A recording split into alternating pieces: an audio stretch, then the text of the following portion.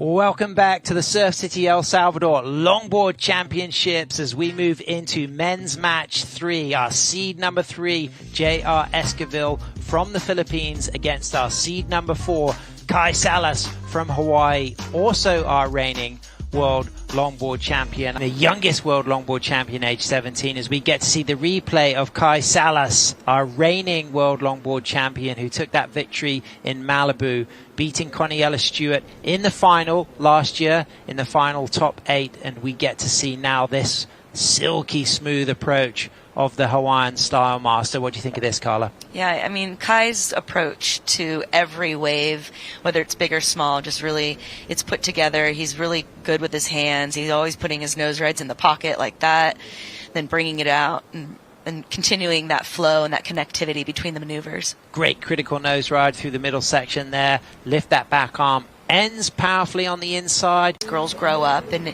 it changes the perspective. It changes the emotional value. Here we go. Into position. Kai Sallas looking to back up his 6-8-3. Takes a high line straight to the tip with 2 steps because he just popped up really far up the board and holds a nice nose ride, and then just readjusts his feet as he walks back, and then just sets himself up, dealing with some of this bounce and foam, and now widening the stance for the cut back.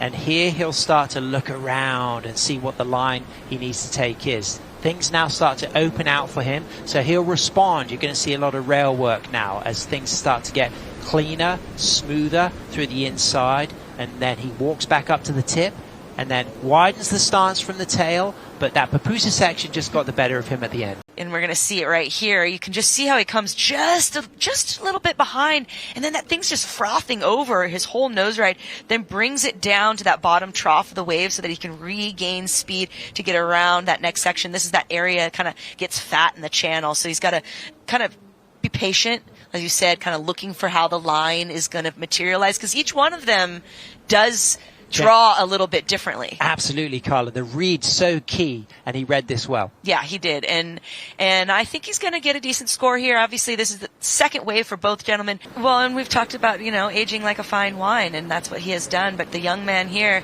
J.R. Esquievel, you can hear the crowd down there already from here in the booth. He's going to try to get that critical nose time and really try to get a nice second score. Yeah, well, that was a great opening combination of critical nose rides right in the pocket there. A little bit of shuffling through the middle walk out of the second nose ride, something that I know that JR can work on, but certainly as far as the walking up to the nose rides, it's all clean and crisp. And then coming off the bottom, using the drop knee, getting a high line and walking nicely back into the pocket, getting a lot of touches of the 10s as well, Carla. Yeah, definitely. Oh, the pupusa section is really starting to deliver, and that's what we want to see.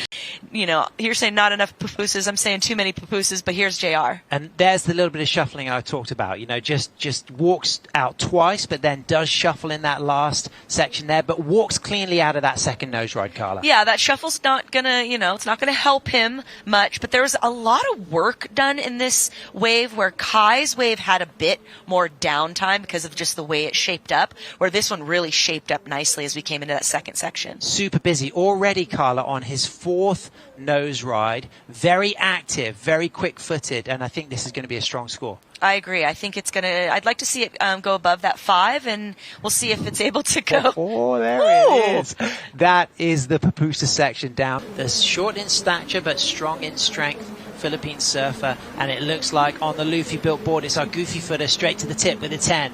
Nice and high on that 10. Up for another critical nose ride, pulls up for another tight 5 soul arch, back arm up, front arm leading the way as he sets himself using a beautiful drop knee carve off the bottom for a 3rd critical nose ride. This getting really juicy as he goes into the tight 5 and walks cleanly into those down carve turns and sets himself off the bottom with a nice bowly section, and this wave still delivering speed and flavor as J.R. Esquievel comes through to the inside and walks back to the tail and then puts that board on rail with a stool, sets it high, walks back up cleanly for a touch of the 5, and he's still going through the pupusa section. This is a really nice put together wave. It wasn't one of the bigger ones, but the way it lined up really gave him a lot of scoring potential. And he gets the fist pump, and body language says a lot when a surfer comes through to the inside, chasing a 5-2-4, got that wave out of priority, Carla. Here we got the replay of Kai. Nice start, Carla.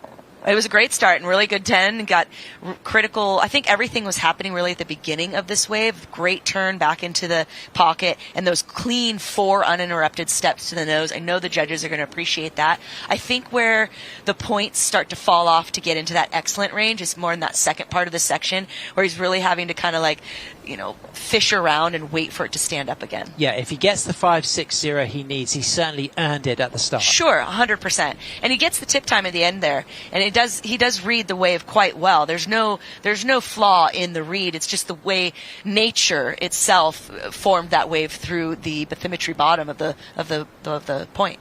Sustainably develop the culture and economy here, and it really is incredible to know that we're getting close to nearly 20 international events hosted here. As J.R. Esquievel 4 steps into a critical nose ride, holds the 10, runs out of that opening 10, walks back to the tail and then readjusts his line and comes off the top, down off the bottom, back to a high line for a critical nose ride, touches the 5, clean cross stepping out of that second nose ride. So good down carve work, 2 nose rides, things getting peaky here. He walks back to the tail, just widens his stance, eyes things up, chasing a 6.31. It doesn't need to be his largest scoring wave so far, but it certainly needs to be significant, and he attacks that section into the pupusa wall, hits it off the lip. Kai lay back top turn there, things get bouncy, but he maintains control. So J.R. Esquievel chasing a 6.31, 25 seconds remaining. It won't be enough time for J.R. to get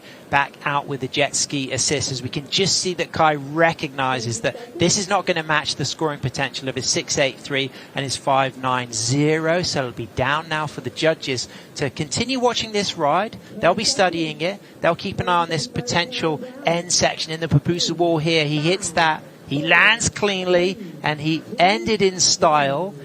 May not go into his top 2. There's a lot of disappointment there, and there's been a lot of investment, both emotionally, mentally, and financially. And so it's going to be a hard one for him to swallow. But as we said, he's already qualified for next year.